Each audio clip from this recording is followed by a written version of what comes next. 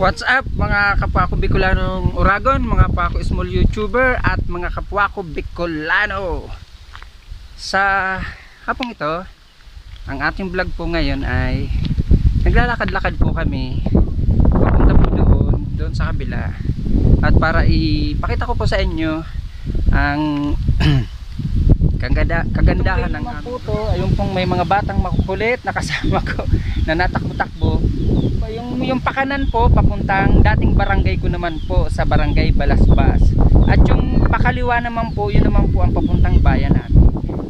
Yan po ang aming lugar. Ayan mga palayan po, nakikita nyo. Dati po mga kapatid walang palayan dito. Kuwan po yan, kapatagan lang po yan mga madamo. Ngayon po tingnan nyo, ginawa na po nila ng palayan kasi may irrigation na po dito mga kapatid. At ayan naman po ang tangke. Yan, nakikita nyo po yung may kalabaw na yon.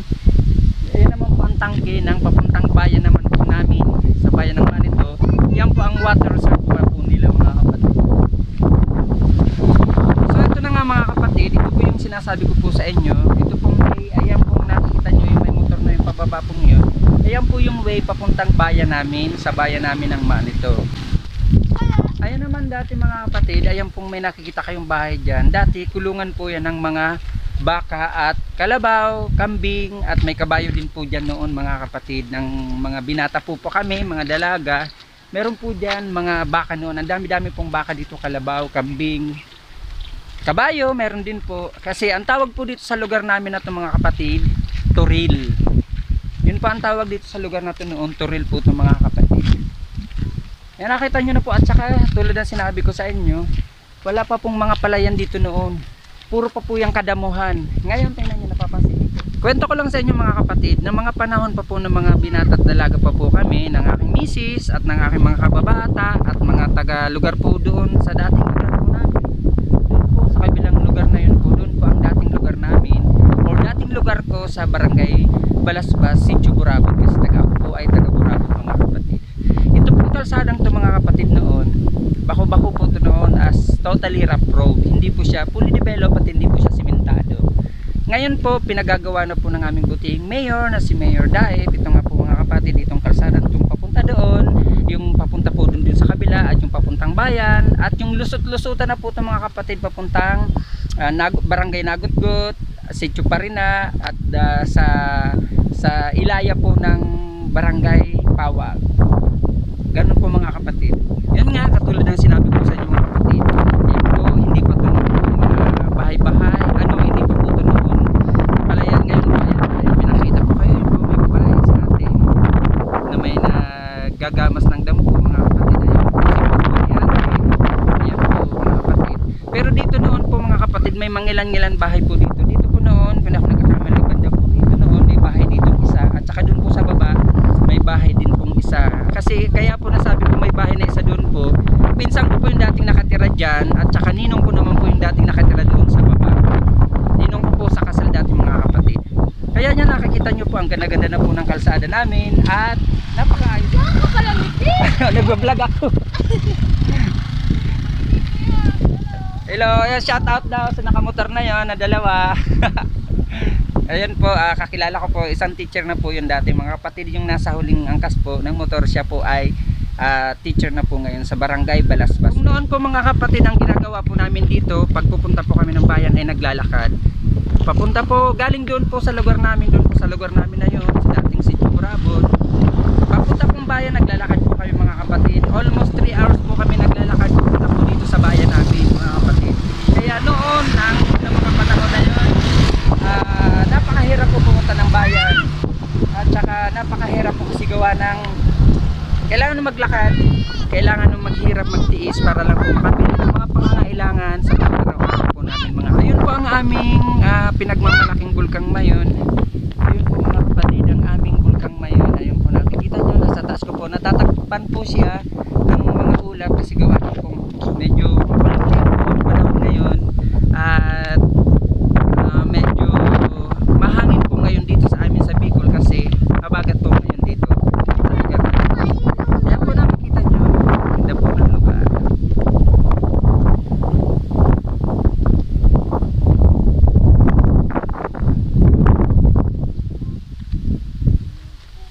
dati walang bahay po dyan mga kapatid. Yan, ayan po nakikita nyo na bahay na yun. Dati wala pong bahay dyan, ngayon may bahay na po. Kasi totally ito nga po kalsada ay ginagawa na, kaya siguro mga darating na taon or sa mga susunod pang taon, siguro po mga kapatid, dadami na po ang bahay dito sa lugar na to. Kasi ang ganda na nga po ng kalsada namin dahil sa kabutihan puso po ng aming butihing mayor na si Mayor Daib nga po mga kapatid. Kaya ayan po, nadidevelop na po ang aming lugar at unti-unti na po gumaganda ang aming lugar. Kasi nakikita nyo ang ganda na po ng kalsada, hindi na po katulad ng mga panahon noon na rough road po ang aming kalsada. Ngayon yan, kahit anong sasakyan na po di pwedeng pumasok dito. Nakita nyo po ang lawak na po ng kalsada. Yan mga kapatid.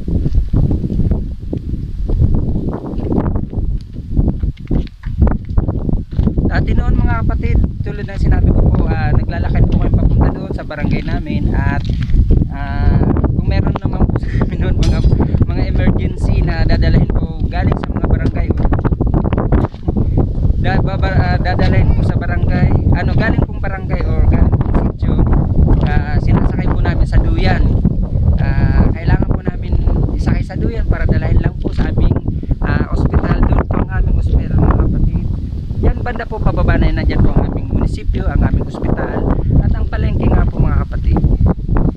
Kaya ito po, sa awa ng Diyos, gumanda na po ang aming lugar. Kaya kumbaga, sa mga mamamasyal po dito, punta po kayo rito at napakaganda na nga po ng lugar namin at marami rin po kayo dito mga resorts na makikita at mapupuntahan para matuklasan nyo ang kagandahan ng aming bayan sa bayan po naman ito. Dito lahat mga kapatid, mga kapwa ko YouTuber, mga kapwa ko vlogger, mga kapwa ko Bicolano, pasal po kayo rito at para ikutin nyo po ang aming lugar dito po sa bayan ng Manito. Napakaganda na po ngayon ang aming lugar. Meron din po kami ditong falls. Meron din po kami ditong falls mga kapatid, nandun po nga po sa lugar na yon. Di ko lang po alam kung anong pangalan ng aming falls doon sa lugar na yon. Pero alam ko po nasa sakupan siya ng Barangay Banban kasi nandun po ako sa lugar na yon, sa Barangay Banban. May falls po doon mga kapatid at dinadayo na rin po ng mga turista, mga international tourist or mga local na turista. Marami na rin pong napasyal po sa amin dito. Meron din po kami Marine Beach doon po sa kabila sa may papunta tayo na Kabit. At meron din po kaming beach, White Beach doon naman po sa dating barangay ko, sa Barangay Kawayan. Bago sumapit po dito, kauna-una pong barangay sa bayan ng Manito, yun po ay meron beach din po doon. Yun nga po ay White Beach mga kapatid. At meron din po kami dito katulad ng ginawa ko pong vlog na nakarang araw, yung ipinakita ko na po sa inyo at na-upload ko na nga po sa YouTube channel ko. Yun po ay yung Nag-Aso Boiling Lake. Meron pa rin pong isa nun mga kapatid na boiling lake doon nga po sa Inang Maharang, sa sitio Inang Maharang, sakop po ng barangay Nagudgod. Meron din po doon na boiling lake din po malapit sa PNOC or sa geothermal company. Sa baba lang po noon may boiling lake pa rin po doon, mas maganda po at mas malaki at nausok at mainit pa po mga kapatid. So ayan nga mga kapatid, nakita nyo po ang lugar namin. Yan. Tapos ayun po yung munisipyo namin. Ayun po mga kapatid, ayun po ang munisipyo namin. Ayun po yung may kulay green na yun at may kulay dilaw na yun. Ayun po ang aming munisipyo mga kapatid.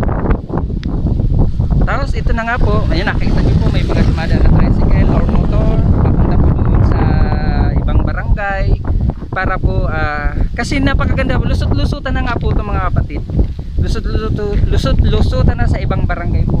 Papunta po doon sa Barangay Pawa, Nagudgod, Inang Maharang, San Jose. Lusot-lusutan na po dati, hindi po to lusot-lusutan kasi ito lang po ay hanggang Barangay Balasbas lang at Chicho pa rin na lang po dati ang kalsada dito. Sa ngayon, sa kagandahan nga po ng lugar namin, ayan na nga po, magaganda na at purong kalsada na. Kaya iniimbitahan ko po kayo mga kapatid na pumasyal po dito sa aming bayan ng Manito.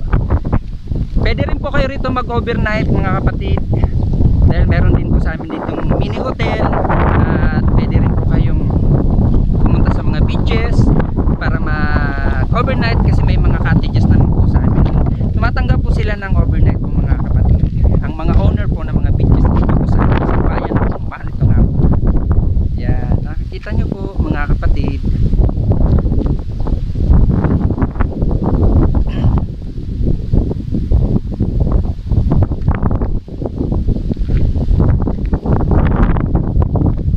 Siguro po mga kapatid, balang araw, ito pong lugar na to, itong tinitigan po namin na to, may bata po kasi ako sa ulit ang ulit.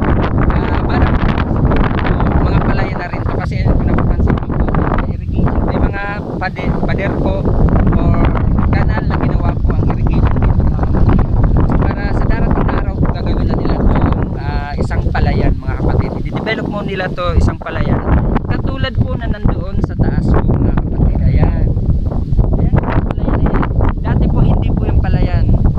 Pwede rin po kaming lumusot dyan. Dati nadaan po kami dyan sa taas na yan. Papunta po dun sa aming sitio. May lusutan po dyan mga kapatid doon. Papunta sa aming lugar. Pagaling po kami ng bayan. Pag ayaw na po namin. Baybayin itong kalsadang to hanggang doon sa Barangay Balasbas. Diyan po kami na shortcut. Shortcut dyan sa Madamo. Pwede pong dumaan dyan kasi may daanan po dati dyan noon. Alam ko po yan kasi dumadaan po ako noon dyan mga kapatid. Yan. Kita nyo po. Yan. Ayun po ang dagat. Mga kapatid, nakikita nyo po ang dagat.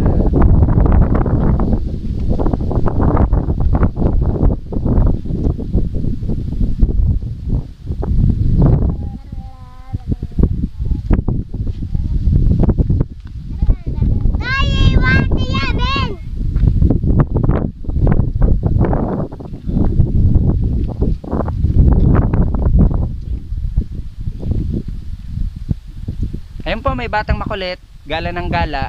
Kasama ko po yan, apo ko po. At yung isa pong batang yun, na may dalang payong din niya, yun po yung alaga ko mga kapatid. Yung nakita nyo po sa mga vlog ko, sa mga live stream ko, yan po yung batang alaga ko po mga kapatid. Pero totally magpinsan po silang dalawa. Ayan na batang lalaki na yun na maliit na nakapula, at saka isang batang malaki na yun, magpinsan sila.